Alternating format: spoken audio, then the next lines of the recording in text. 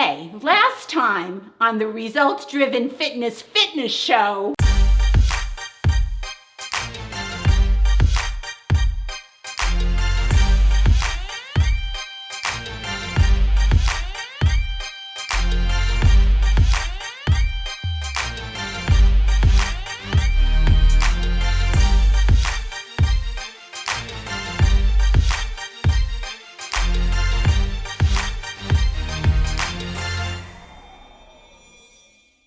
Welcome back, everybody. This is the Results-Driven Fitness Show.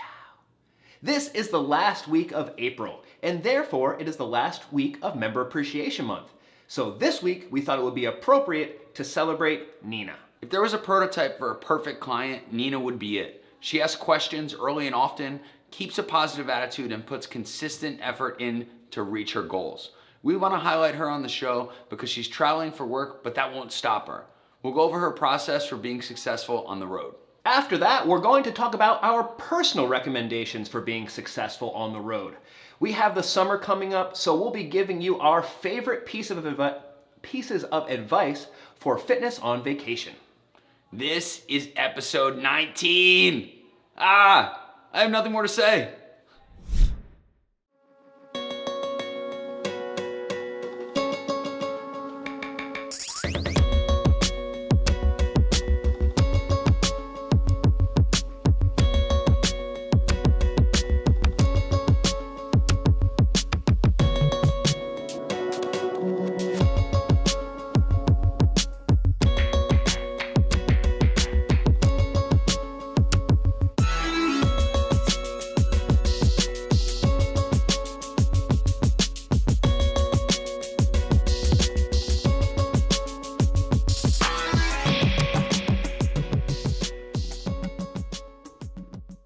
Welcome back to the show, everybody. The last few episodes, we've been talking in a roundabout way about consistency. Whether it's talking about Emma making time to work out, Jody planning to make progress, continuing to put in the work is the consistent theme. In episode 18, we met Jody. The biggest takeaway with her story was that we have to come to terms with the fact that life will get in the way. To make sure life doesn't derail you, having a plan is the only way to be successful. That's why we're excited to introduce Nina to the show. Nina has been a pleasure to have as a member since she joined RD a year ago. She averages 3 to 4 workouts a week and consistently talks to coaches to pick our brain about her process. Nina's a boss. She puts consistent work in and has lost 30 pounds since she started, but that doesn't mean it's been easy for her. She had to travel twice for work, 1 month in Texas, and now a second month-long assignment in Pennsylvania. I think she's a secret agent. In the year she's been an RD member, she's been away almost 20% of the time. That could be a recipe for disaster if not approached the right way. So what can our community learn from Nina? She makes a contingency plan when she knows she's going away on the road. She brings her own equipment, including her MyZone, mini bands, a foam roller, and a jump rope. She also tries to find a local gym like she's done this last trip to Pennsylvania. We all know exercise is only half of the fitness equation. The other half is nutrition. When people travel, maybe working out comes easy to them, but how can we stay on track with what we eat? Nina finds the nearest grocery store and stocks up on good food. In Pennsylvania, she's found the nearest Wegmans, and we're pretty damn jealous.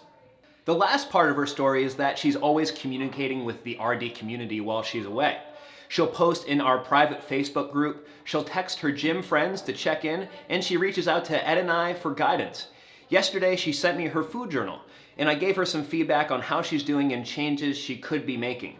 So, what can you learn from Nina? First, find equipment that you can easily take with you. Things like mini bands, resistance bands, valve slides, and even a suspension trainer can be easily transported for workouts on the road. For less than $100, you can get enough equipment for endless fun.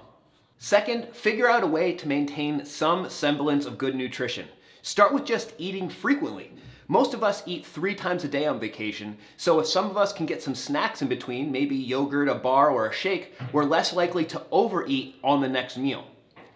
Last, stay accountable. Whether it's a friend, coach, or community, checking in with people who care that you're staying on track keeps us motivated. Now, Nina is not perfect. She shared with me her 5 Dove chocolate minis in her food journal and has been battling a cold, so she's been resting and not going to the gym. The important thing to remember is being on vacation isn't going to be a time that we're always going to surge towards our goal. That doesn't mean that it has to be a time that you mail it in either.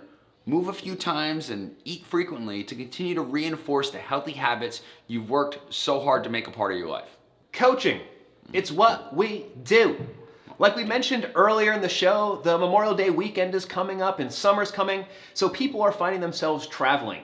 But that doesn't mean it's an excuse to stop making progress on our fitness goals. Thank you for joining us for another episode of the Results Driven Fitness. Ciao.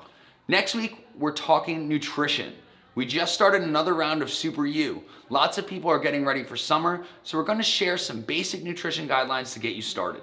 After that, we'll talk rowing.